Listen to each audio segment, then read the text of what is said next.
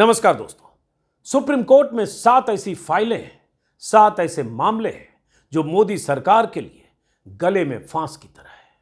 ये 7 वो मामले हैं जिन पर सुप्रीम कोर्ट की नजर भी है और अहम फैसले भी आने वाले हैं।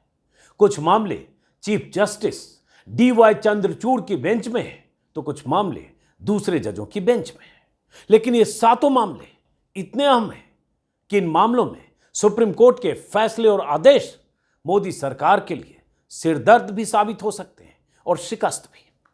सरकार के दिग्गज वकील अपनी फाइलें मजबूत कर रहे हैं, कागज पत्तर जुटा रहे हैं, क्योंकि जवाब सुप्रीम कोर्ट में देना है, दलीलें वहां भी देनी है और तारीखें सुप्रीम कोर्ट के फैसले और निर्देश का इंतजार कर रही हैं। अब जरा उन 7 मामलों की गंभीरता और मोदी सरकार की चिंता को समझिए। मैं पहले वो 7 मामले आपको बता देता हूं, फिर इसी वीडियो में आगे वरिष्ठ पत्रकार और कानूनी मामलों के जानकार NK सिंह आपको बताएंगे कि किस केस में सुप्रीम कोर्ट क्या कह सकता है, क्या कर सकता है, क्या फैसले दे सकता है और कैसे सरकार की गर्दन फंसी है। क्यों चीफ जस्टिस चंद्रचूड़ और दूसरे जजों के संभावित फैसलों के डर से मोदी सरकार अभी से चिंतित है। क्यों सरकार में बेचैनी है कि पता नहीं किस मामले में सुप्रीम कोर्ट क्या कहेगा, क्या लतार लगाएगा और उससे सरकार की कितनी फजीहत होगी। वो मामले कौन कौन से हैं समझिए।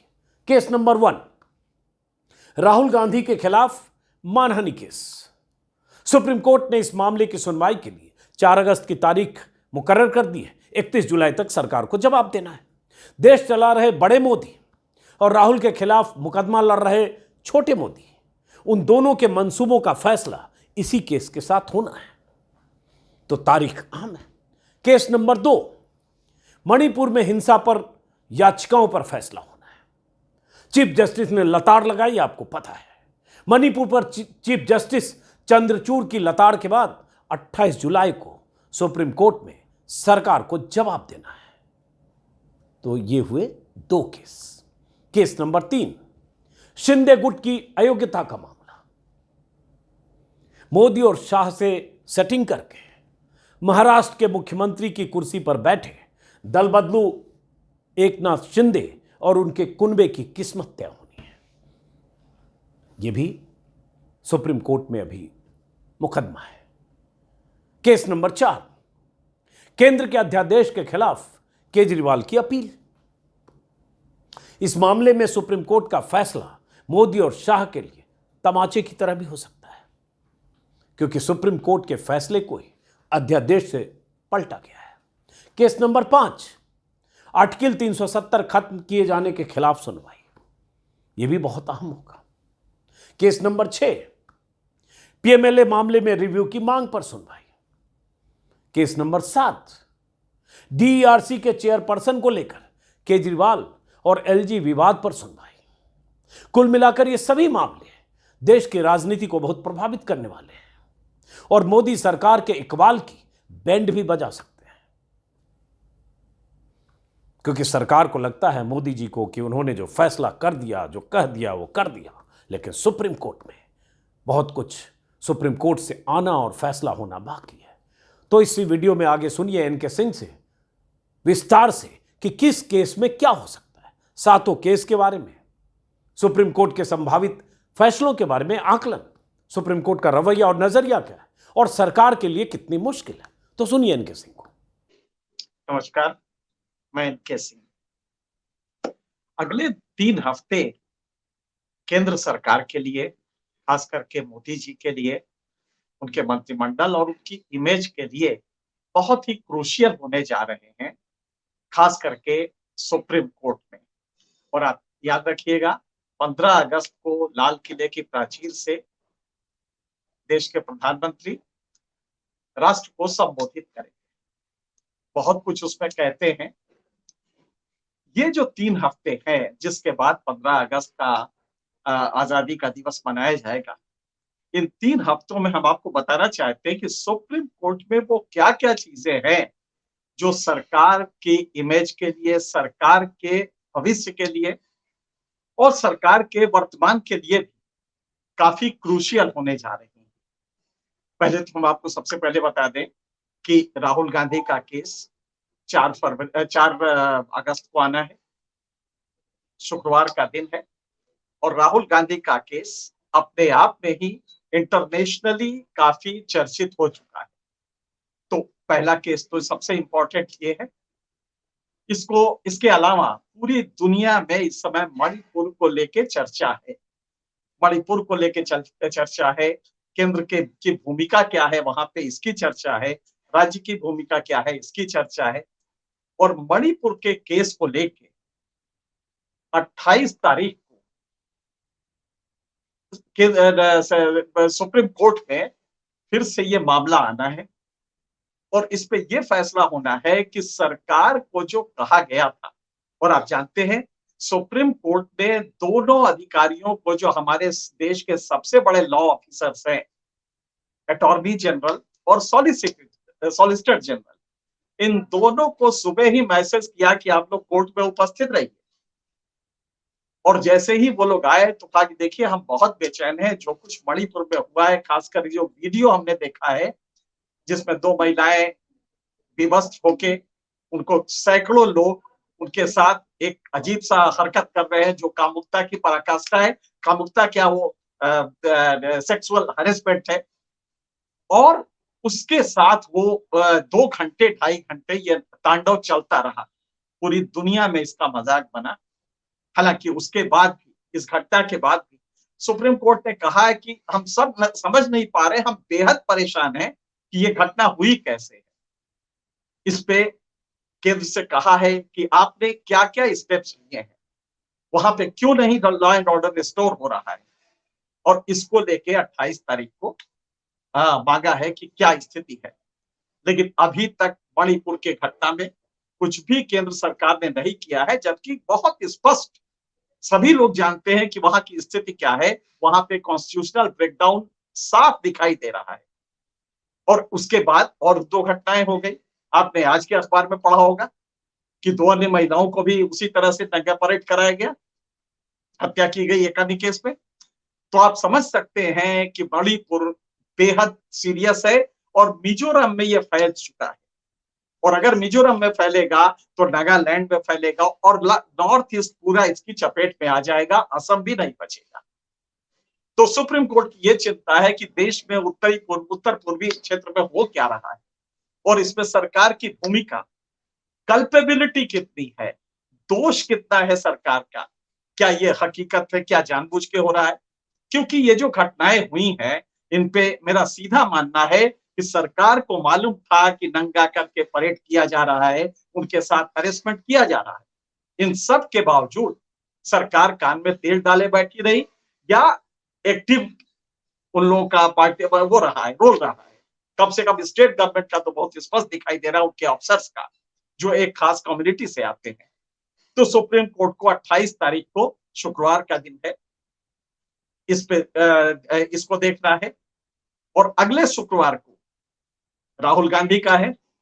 यूं कहिए सरकार पे शुक्रवार भारी पड़ने जा रहा है। वैसे शुक्रवार जुमे का दिन होता है। तो दूसरा ये है। लेकिन इन सब के अलावा आपको हम वो 7 केसेस बताते हैं जो लगातार इस अगस्त में आएंगे, और कितने संवेदनशील हैं वो केसेस और सरकार की क्या स्थिति बन सकती है, हम इसके बारे में आपको बताएंगे। इसके अलावा महाराष्ट्र का केस है।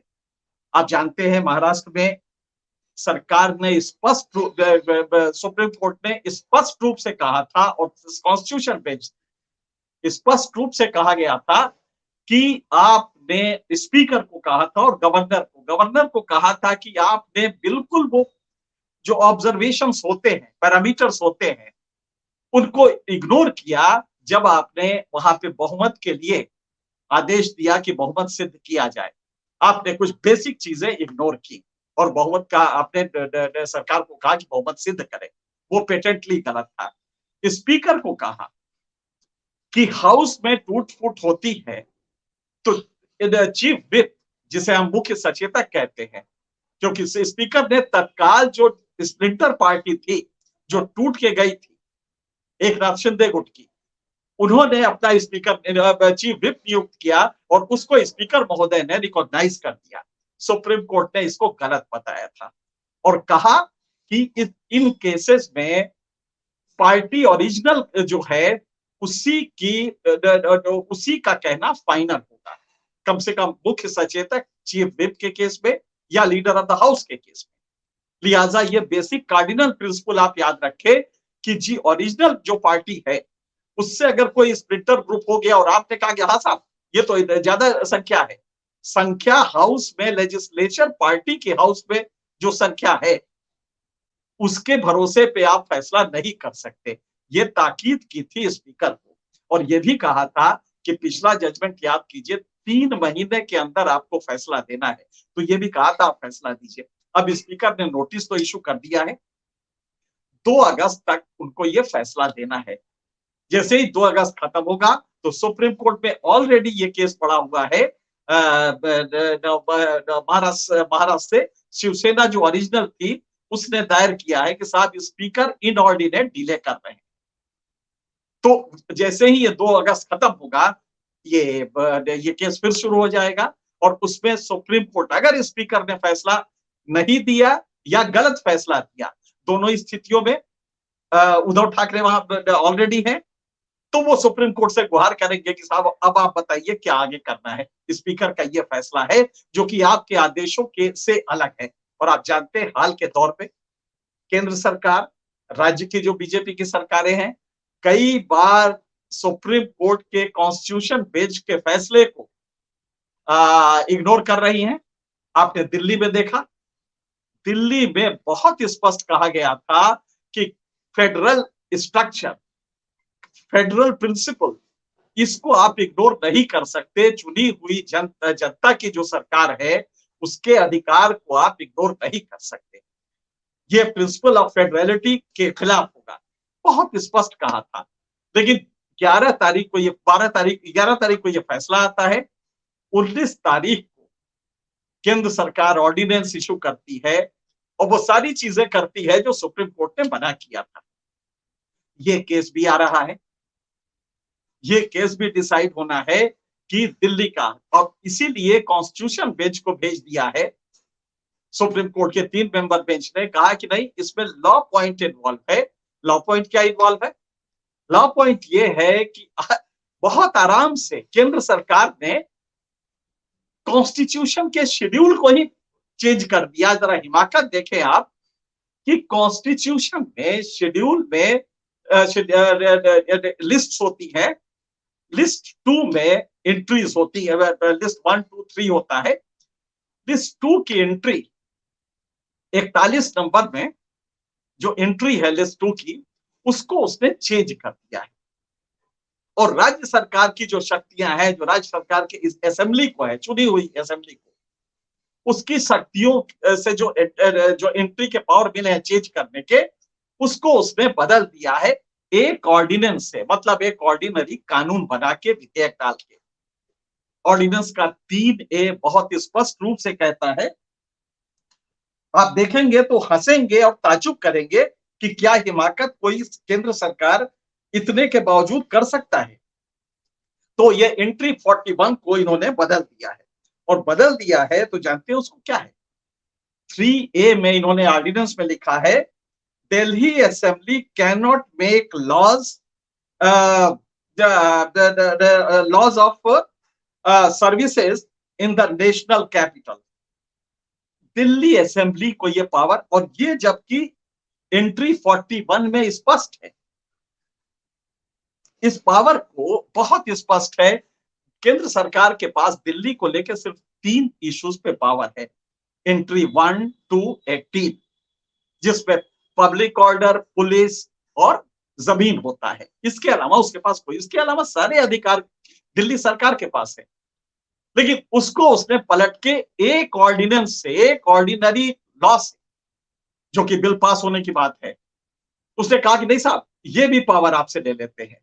ये दुनिया में कहीं नहीं होता है कि कॉन्स्टिट्यूशन में जो प्रोवाइडेड है आप उसको बदल दे एक छोटे लॉ से। उसके लिए लॉ मेकिंग, आपके पास कॉन्स्टिट्यूशन अमेंडमेंट के पावर्स जो होते हैं वो आर्टिकल 368 में है, जिसके लिए आपको बाकायदे एक अलग प्रोविजन मेजॉरिटी का होता है जो लेना पड़ता है। लेकिन आपने कहा नहीं, हम धीरे से आके बदल देते हैं। और इसके लिए आपने जो सहारा लिया वो लिया 7A का, जो 239 दिल्ली के लिए एक्ट है, उसके सेक्शन 7 का सहारा लिया। लेकिन आपको ये मालूम होना चाहिए, हम चाहते हैं हमारे व्यूवर्स इस हकीकत को समझे कि किस तरह केंद्र सरकार धोखा कर रही है, सुप्रीम कोर्ट की आंखों में धूल झोंक रही है। 7A कहता क्या है? Parliament may by law make provisions for giving effect to or supplementing the provisions contained in the foregoing clauses and for all matters incidental or consequential thereto। बहुत स्पष्ट है कि जो ये पावर्स आपको इसके पहले उस प्रोविजन में दे रखे हैं, उसमें आप कुछ ऐड और वो करना चाहे, मतलब उसी पावर को आगे बढ़ाना चाहे उन मुद्दों पे, तो आप ये कर सकते हैं। उसने ये नहीं कहा कि आप एंट्री ही बदल दीजिए और दिल्ली असेंबली के पावर ही ले लीजिए। तो ये बेहद एक यू कहिए कि एक अजीब सा दुस्साहसिक कारनामा दिल्ली सरकार, केंद्र सरकार ने किया है इस ऑर्डिनेंस के थ्रू। इस पे जब कहा गया, इस पे जब चर्चा हुई, तो इस पे इन्होंने कहा, अभिषेक मनु सिंघवी ने कहा कि साहब मेरे ख्याल से जल्दी सुन लिया जाए। उन्होंने कहा नहीं साहब वेट कर लीजिए। इस पे जो काउंसिल थे दिल्ली केंद्र सरकार के, उनका कहना था साहब ये जो ऑर्डिनेंस बिल में आएगा ना, तो 3A हम हटा देंगे, इसकी जरूरत नहीं है। तो चीफ जस्टिस ने कहा कि नहीं, लेकिन मुझे क्या भरोसा है कि आप हटाएंगे कि नहीं हटाएंगे, हम इससे तो नहीं चलेंगे। और ये कह के उन्होंने कहा कि इसको हम कॉन्स्टिट्यूशन बेंच को भेजते हैं, और अब वो कॉन्स्टिट्यूशन बेंच के पास है। कॉन्स्टिट्यूशन बेंच अब डिसाइड करेगा, अभी डेट इसकी तय नहीं हुई है। तो दूसरा ये जो बिल है, सेंटर किस तरह से मतलब बिल्कुल इग्नोर करके सुप्रीम कोर्ट की ताकीद को ऑर्डिनेंस लाके ये चीजें कर रही, तो आप देख सकते हैं कि हिमाकत इतनी बड़ी है कि सुप्रीम कोर्ट को भी खता बताने की कोशिश हो रही है। तो ये एक है इंपॉर्टेंट चीज। इसके बाद आपको हमने बताया कि महाराष्ट्र केस ज्यादा क्रूशियल है, मणिपुर है, राहुल गांधी का केस है, और जो सबसे बड़ी बात है इसमें पीएमएलए का केस है। पीएमएलए की वैधता को चुनौती, क्योंकि पीएमएलए में जो प्रोविजन है उसके तहत इनकी जो सरकार ईडी है, इनका जो एक यूं कहिए कि गुर्राता रहता है और विरोधियों को बिल्कुल जैसे लगता है कि फाड़ खाएगा। ये जो ईडी है, इस ईडी के जो प्रोविजन है, इसमें चूंकि ये फाइनेंशियल मैटर होता है, इसमें क्रिमिनल पावर्स नहीं प्रोसिक्यूटिंग एजेंसीज को दिए जाते, लेकिन इसमें कोशिश पीएमएलए ने क्या किया कि उस प्रोविजन के तहत लोगों को गिरफ्तार करने लगी, धमकाने लगी और महीनों तक जेल में रखने लगी। अंत में पता लगा कि चार्जशीट ही नहीं दाखिल हुई, चार्जशीट दाखिल हुई तो कोर्ट ऑफ लॉ में स्टेट नहीं किया। तो पीएमएलए के सर्टेन प्रोविजंस की वैधता को लेके भी, क्योंकि ये एक टूल बन गया है सरकार का विरोधियों को धमकाने का, फिर उनको धमका के अपने पाले में करने का। तो दूसरा इसका पक्ष ये होगा कि सुप्रीम कोर्ट में उस प्रोविजन को अगर ये हटा दिया गया तो ये टूथलेस टाइगर हो जाएगा। जो आज इस समय बुलडॉग की तरह गुर्राता है, ये बिल्कुल खत्म हो जाएगा। सुप्रीम कोर्ट ने, आपने देखा होगा अभी इसके डायरेक्टर को लगातार एक साथ एक्सटेंशन पर एक्सटेंशन पा रहे थे, क्योंकि उनकी, मुझे लगता है कि उनके पंजों में ताकत बहुत ज्यादा हो गई थी। सुप्रीम कोर्ट ने इसको देखा और उनकी सेवाएं 31 जुलाई तक ही कर दी।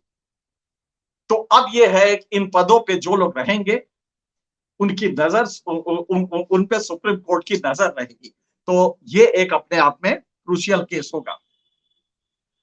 इसके अलावा दिल्ली में अभी कुछ एक अपॉइंटमेंट है, उस अपॉइंटमेंट को लेकर काफी चर्चा चले। डीईआरसी के चेयरमैन के अपॉइंटमेंट का है। लेफ्टिनेंट गवर्नर केंद्र सरकार के अपने आका की लेता रहता है आदेश, लिहाजा वो अरविंद केजरीवाल जो इलेक्टेड चीफ मिनिस्टर है उनके साथ द्वंद्व, और वो भी बहुत घटिया द्वंद्व इन दोनों के बीच में चल रहा है। लिहाजा एक अपॉइंटमेंट को लेके दोनों में सहमति नहीं हो पाई, जबकि सुप्रीम कोर्ट ने बहुत डांट के कहा था कि आप लोग जाके छोटे छोटे मुद्दे पे मेरे पास ना आइए, और सहमति नहीं हुई। अरविंद केजरीवाल की सरकार फिर से सुप्रीम कोर्ट गई है और आगे अब देख रहा है कि क्या होता है।